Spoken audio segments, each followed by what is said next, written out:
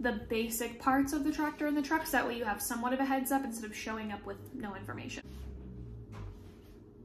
I sneeze in every video.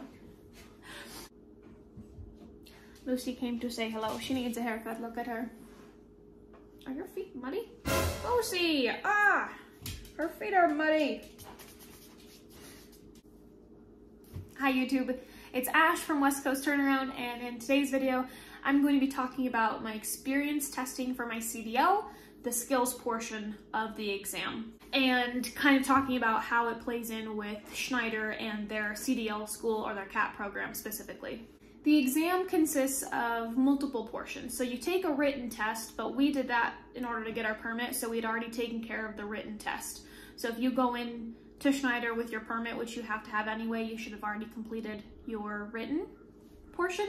Then you have the skills part of the test, which is your pre-trip inspection, your backing, and your road test. For your pre-trip inspection, you have to get at least 67 points to pass. Each thing that you name and point to get credit for will give you a point. Schneider will give you all of the documentation that you need to study and pass, but you can also look online, watch YouTube videos to start to get an idea of what you should be saying and how you should be phrasing it. But Schneider will give you everything that you need in order to get your pre-trip done. Just study it the entire time you're there. There's a lot of opportunity to study and look at a tractor and practice a pre-trip. So if the opportunity presents itself, definitely take it. After you do your pre-trip, and just so you have a heads up, the instructor is going to have you start at the front of the truck, then you're going to move to the passenger side of the engine, then the driver's side of the engine, and then you're going to move to the back, down the trailer, and then to the back of the trailer. And then after you're done there, then you'll get in and you'll do your in-cab inspection, your brake check, your brake pump down, and then if you pass all of that, you'll begin the backing section. If you fail the brake pump down, they'll give you one more try, but if you can't pass the brake pump down exactly as it's outlined in the latest CDL manual, that will be an automatic failure. So if they ask you to do it again, then you did it incorrectly the first time and you're on your second try, and if you don't pass that time, then you fail. If you fail any portion of the CDL test, they will make you start all over. So if you fail the road test, then you'll have to do the pre-trip again, the in-cab again, the pump down again, and the backing all over again. So even if you've passed one portion but you fail another, you have to start over completely, which sucks, so don't do that. Once you've done all of your in-cab or pump down, then you're gonna move to your brake, or your backing, not your brake, sorry. So there's 3 backs that you have to perform. You're gonna do a straight line back, you're gonna do an offset back, and you're gonna do a parallel park. The offset back and the parallel park will either be to the left or to the right or to your blind side. It's random, at least it was random for us. We didn't get to choose which one we got to do. Kyle did blind side to his right and I did to my left. And in my opinion, going blind side is much harder. So he got the short end of the stick, but we both passed first try, which was awesome. When you're doing your straight line back, you'll get 1 extra pull forward or pull up, and you'll get 1 get out and look. So you can get out and look once and you can pull up once. Every extra time that you pull forward will give you a point. And if you get out and look an extra time, then you will automatically fail. So you can pull up extra times, but don't get out and look extra times or you'll fail. For your offset back and for your parallel back, you'll get 2 free pull-ups and 2 get out and looks. If you get out and look 3 times, it will be a fail and they will end your test. Ah, Koshi! Attack of the cat, don't do that. So you can get out and look twice and you can pull up twice. Every additional pull-up will be 1 point. If you hit a cone, it will be 2 points, and if you go out of bounds, it will be 1 point. If you get 13 points, you fail. So you can get up to 12 points and still pass. Kyle passed with 12 points. I passed with 4, but then again, he went to his blind side. But it just goes to show you can use all 12 of your points as long as you end up in bounds by the time you've finished your back. That's essentially the backing portion. There's not really much to know. Schneider will teach you on the 5th week, on that Monday that you come back from being with your TE, they'll teach you how to parallel park left and right and how to offset left and right. And then you'll get practice throughout the week.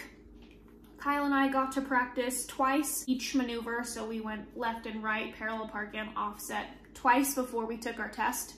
So you don't get a lot of practice in this, so when they're teaching you, pay very close attention, listen, watch every student back, pick up on their mistakes, learn from what they're doing wrong, so that way when it finally comes to your time to test, you'll be able to pass. A couple other things to keep in mind, which relates to anything with your CDL test, there are a couple automatic failures. So if you perform an unsafe action, if you fail to listen to the tester's instructions, if you get out of the truck with less than 3 points of contact, if you don't face the truck, stop it.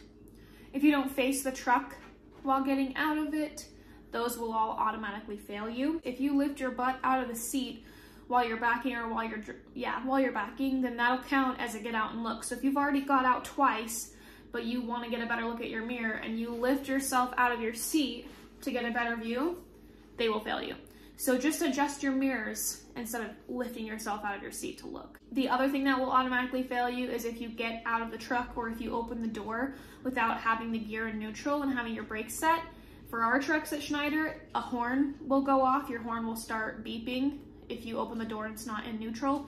If you do that, you will automatically fail. So just make sure every time you get out of the truck, you put your gear in neutral and set your brakes. The last portion of your CDL exam will be the road test. And there are a couple key factors to keep in mind here. Again, all of the same things I just said apply. So performing an unsafe action, if you get into an accident, DOT preventable or not, you're gonna automatically fail.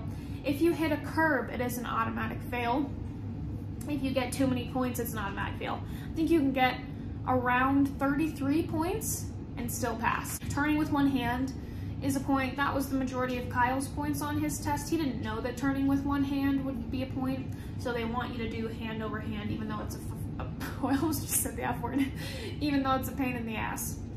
Turn with both hands, at least while you're doing your test. Taking a wide turn is a point, so if you pull into like the second lane and don't return to the first lane after you've squared up, that will be a wide turn, which is a point. But keep this in mind, a wide turn only gives you a point. Hitting a curb automatically fails you. So if you know on your test, if you're not sure if you're gonna hit a curb or not, and you've got plenty of points, if you know you haven't racked up 30, just take a wide turn, because as soon as you bump that curb, road test is over and you failed, and you have to start all the way back over at your pre-trip.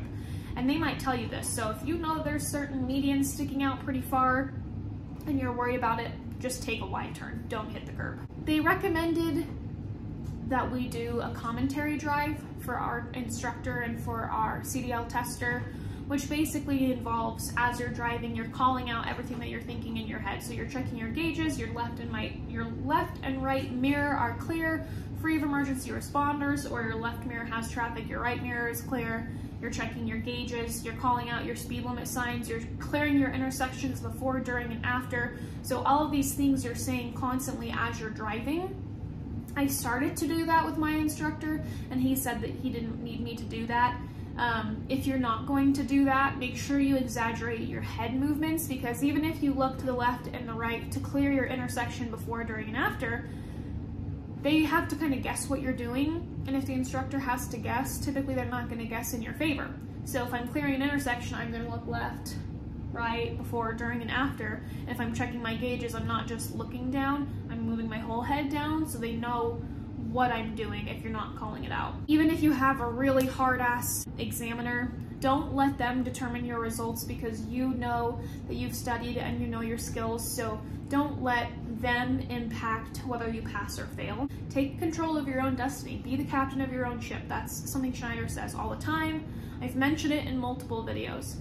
You know what you need to do to pass, so get in there and do your business. If you know that there's an intersection and you get a green arrow turning left, if you don't know if it's quick or not, take them really slow, because you don't want to get stuck in that intersection and have it turn yellow before you start making your turn.